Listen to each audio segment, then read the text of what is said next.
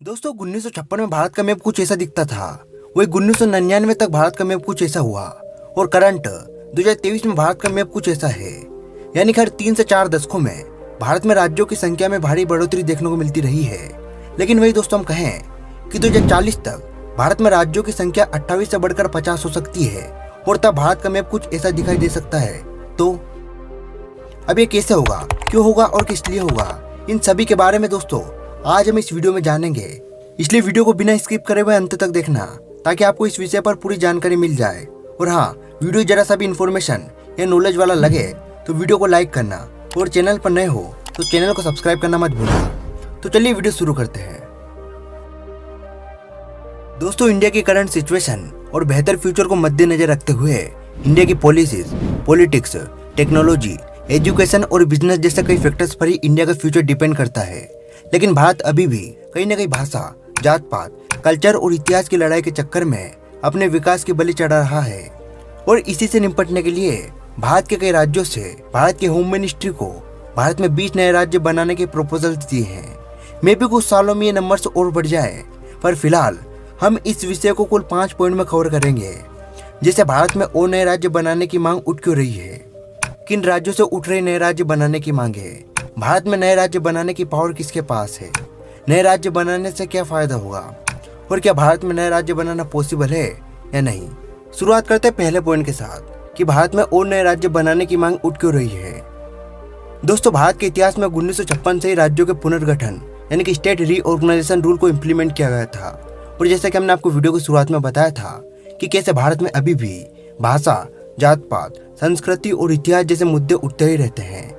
और उन्हीं मुद्दों में से एक है राज्य का दोबारा रीऑर्गेनाइजेशन, जिनमें अभी भी कई राज्य सिर्फ अपनी भाषा, जात पात और सो कॉल्ड अधिकारों का हवाला देते हुए नए राज्य की मांग करते हैं। हालांकि ऐसा नहीं कि भारत के सभी राज्यों के लोग सिर्फ जात पात और भाषा जैसे रीजन्स की वजह से अलग राज्य चाहते हैं। कुछ राज्यों की मांगे जायज भी है, जो क्षेत्र में बेहतर जल आपूर्ति की कमी, नौकरी के अवसरों में कमी और लगातार युवाओं को माइग्रेशन जैसी समस्याओं को खत्म करने के लिए होती है। किन राज्यों से उठ रही है नए राज्य बनाने की मांगे। दोस्तों अगर भारत के मैप को देखें तो लगभग भारत के हर राज्य में कोई ना कोई एक ऐसी अलग समुदाय या फिर जाति होती है जो उस राज्य की सरकार या फिर उन लोगों से नाखुश रहती नजर आती है। इसलिए अगर हर छोटे से लेकर बड़े लैंड डिस्प्यूट एंड प्रॉब्लम्स को देखें तो भारत के लगभग 15 से 20 राज्यों में इस तरह की मांगे चल रही है। फिलहाल ऑफिशियली भारत के 9 ऐसे क्षेत्र है जो अलग राज्य बनाने की मांग कर रहे हैं, जिसमें पहला नाम हरित प्रदेश का है। दोस्तों हरित प्रदेश एक प्रस्तावित राज्य है जिसमें ईस्टर्न उत्तर प्रदेश के वर्तमान के 6 मंडल आगरा, अलीगढ़, बरेली, मेरठ, मुरादाबाद और सहारनपुर के अंतर्गत आने वाले 22 जिलों को शामिल करने की मांग होती रही है। नंबर 2, पूर्वांचल। दोस्तों पूर्वांचल उत्तर मध्य भारत का एक भौगोलिक क्षेत्र है जिसमें उत्तर प्रदेश का पूर्वी छोर आता है। यह क्षेत्र उत्तर में नेपाल, पूर्व में बिहार, दक्षिण में मध्य प्रदेश और पश्चिम में उत्तर प्रदेश के अवध क्षेत्र से घिरा हुआ है। नंबर 3, बोडोलैंड। दोस्तों भारत के असम राज्य में बाडो बहुतायत वाले 4 जिले हैं। यहाँ के गांवों में शासन व्यवस्था को सुचारू ढंग से शुरू करने के लिए असम सरकार की अधीनस्थ इकाई के रूप में बोडोलैंड क्षेत्रीय परिषद का गठन किया गया था। और यह गठन समय समय पर अपने एक अलग बोडोलैंड राज्य बनाने की मांग करता रहता है। नंबर 4, सौराष्ट्र। सौराष्ट्र भारत के गुजरात राज्य में स्थित है जो गुजरात में दक्षिण पश्चिमी और पश्चिमी मध्य में है, जिसे सौराष्ट्र प्रायद्वीप कहा जाता है। नंबर 5, पेनुन कश्मीर। दोस्तों इस राज्य का सोल एजेंडा पलायन के दौरान भगाए गए कश्मीरी पंडितों के लिए जम्मू एंड कश्मीर रीजन में एक अलग और सेफ रीजन बनाना है। और हाल ही में तो इसकी डिमांड और इंटेंस होने लगी है। नंबर 6, गोरखालैंड।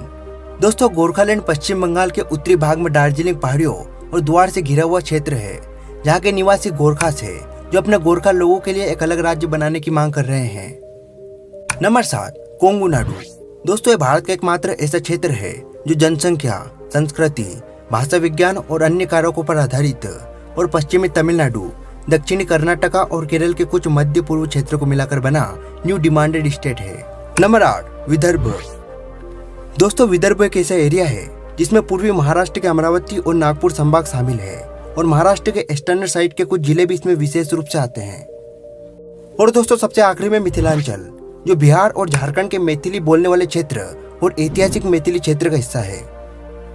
तीसरा पॉइंट है कि भारत में नए राज्य बनाने की पावर किसके पास होती है। तो दोस्तों, भारत में किसी नए राज्यों और क्षेत्रों के निर्माण का अधिकार पूरी तरीके से भारत की संसद के पास होता है। संसद चाहे तो भारत में किसी भी नए राज्य की घोषणा कर कोई नया राज्य बना सकती है, या फिर 2 राज्यों को काटकर कोई नया तीसरा राज्य बना सकती है। और इस डिसीजन को लेने के लिए पार्लियामेंट में मेजोरिटी की जरूरत होती है, जो इसे अप्रूवल दिलाने में मदद करता है। चौथा पॉइंट, भारत में नए राज्य बनाने से क्या फायदा होगा। अब सवाल यह है कि नए राज्यों को बनाने से क्या अंतर देखने को मिल सकता है। तो दोस्तों, उदाहरण के लिए महाराष्ट्र और गुजरात को देख सकते हैं, जो सेपरेट स्टेट बनने के बाद तेजी से विकसित और फल फूल रहे हैं। पंजाब और हरियाणा का भी ऐसे ही परिणाम देखने को मिला। आज हरियाणा का नाम कृषि, उद्योग और शिक्षा के क्षेत्रों में बुलंदी पर है, जबकि यूनाइटेड पंजाब के दौर पर यह बुरी तरह पिछड़ा हुआ था। इसके अलावा छत्तीसगढ़, झारखंड, उत्तराखंड और तेलंगाना जैसे राज्य भी सिंगल सेपरेट स्टेट बनने के बाद तेजी से विकास कर रहे हैं। And fifth and last point, कि क्या भारत में और नए राज्य बनाना पॉसिबल है या नहीं। दोस्तों, भारत 2030 तक दुनिया की तीसरी सबसे बड़ी अर्थव्यवस्था होगा, यानी कि एक विकासशील देश होगा, जो अभी भी है। लेकिन भारतीय सरकार की माने तो सरकार भारत को विकासशील के साथ साथ एक विकसित देश भी बनाना चाहती है, जो भारत के यूपी, बिहार और मध्य प्रदेश जैसे एरिया वाइज और पॉपुलेशन वाइज लार्जेस्ट स्टेट को रीऑर्गेनाइज कर ही होगा। और 2040 या 50 तक चांस है कि भारत में तब तक 8 से 10 राज्य और नए बन चुके होंगे, क्योंकि बिना सेपरेशन के इतने बड़े आबादी वाले राज्यों को विकसित करना बहुत ही मुश्किल है।